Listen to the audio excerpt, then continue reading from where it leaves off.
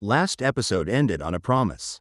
The risk rule belongs in a flow, published as one MCP tool. And then I never showed you how. Today we build that tool. Everything else stays where it is. This box. For the next 9 minutes. You already know the plate. The buffet is everything Salesforce could expose. A custom server is what you actually put on it. Here's the part 1 skipped.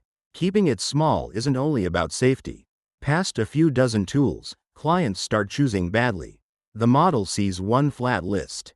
More dishes, worse aim. So a smaller plate isn't just safer. It's more accurate. Start with the person, never the API.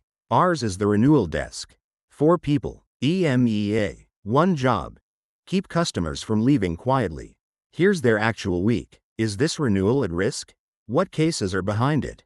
Log the follow-up, escalate before they churn. Pull the standard account review. 5 jobs. That's your candidate tool list. Before setup, before Apex. Now notice what isn't on it. Nobody on this desk deletes a record. Not once, not ever, so it never reaches the plate. 7 things on the platform can become a tool. You met most of them last episode. So let's rank them instead. Reach for flow first. Admins own it. Changing it needs no deployment. Apex second. Invocable methods. For when flow can't express it. Then the 3 people forget. Aura-enabled methods you wrote for a Lightning component. Apex REST endpoints you already ship. Cataloged APIs. That code is already tool-shaped. Then prompt builder templates. And Agentforce agents. One catch on those. Only agents built in the new agent script builder qualify. Legacy agents have to be upgraded first. Most teams reach for Apex. Reach for flow. Flow has 4 constraints. All 4 are documented. 1. Auto-launched only. No screen flows. There's no screen. No scheduled flows either. 2. Explicit input and output variables. They become the tool's parameters. And its return value, which means your variable names are a public interface now. Rename 1. Break the tool. 3. It runs as the authenticated user. Governor limits apply per user, per call. 4. No progress streaming. A flow that takes 90 seconds looks exactly like a flow that has hung. The docs hand you the fix. Return a job ID. Let the agent check status separately. Long work becomes 2 short calls. Here's the flow we promised. Input, 1 account ID. Output, a verdict, a reason, a confidence. Get the open opportunities. Get the open cases. Days since last activity. Apply the threshold. 21 days quiet, plus an open P1.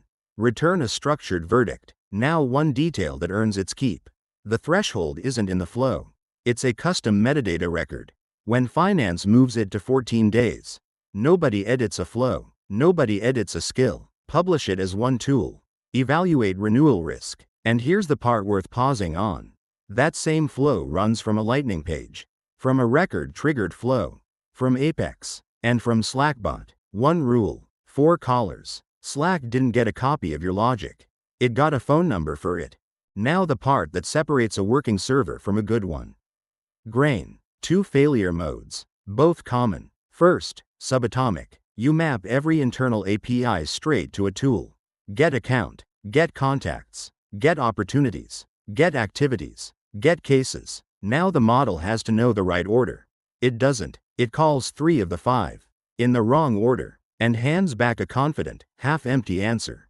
Those APIs were designed to be called in sequence. The model only ever sees a flat list. Second, monolithic. 1 tool. handleRenewal. Query. Judge. Write. Notify. 1 call. It works right up until it doesn't. And there's no moment where a human could have stopped it. The zone in between has a name. Goldilocks. 1 call returns something the model can reason about alone. Here's the test. Read the tool's output with no other context. Can you act on it? The grain is right. First thought is, I need to call something else. Too granular. Start slightly coarse. Split when the agent proves it needs finer control. The model never sees your code.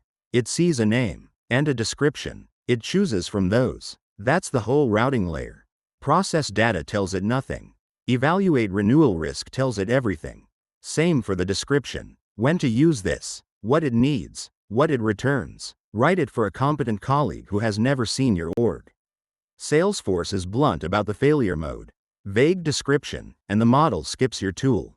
It uses something else, or answers on its own.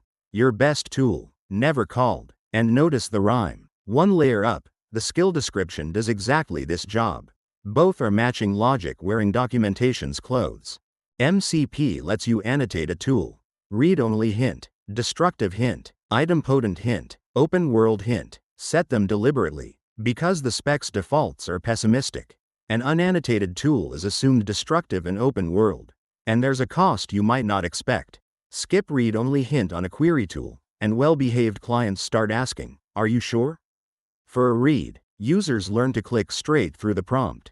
And now the confirmation means nothing. But be precise about what you've bought. These are hints. Not every client reads them.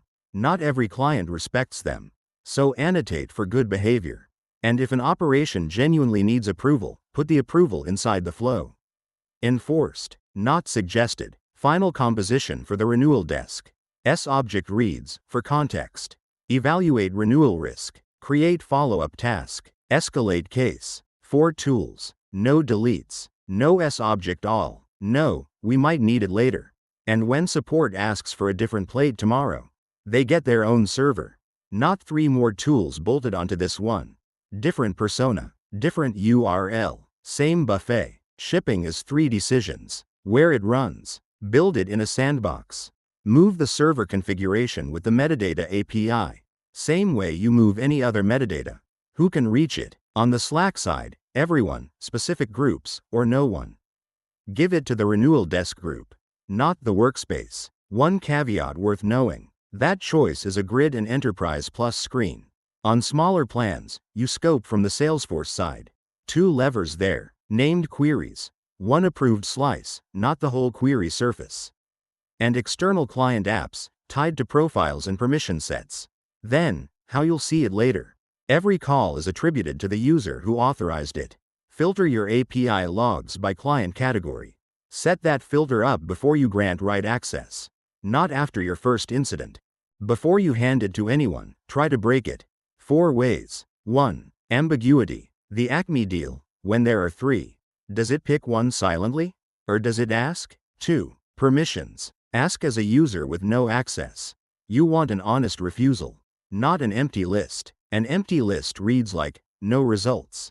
That's a lie your user will believe. 3. Patience. Trigger the 90-second flow.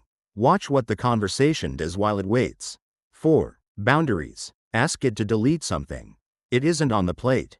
Confirm it can't. Pass all 4. Then hand it over. One idea to keep. A tool is not an API endpoint. It's a unit of work a model can reason about alone.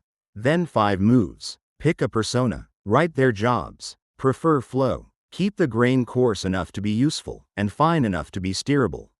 Name things like the model has to choose from the names. Because it does. And annotate. Knowing it's a hint, not offense. Next time, you've got an Agentforce agent that already knows this domain. So where should the reasoning happen? In the skill, or in the agent?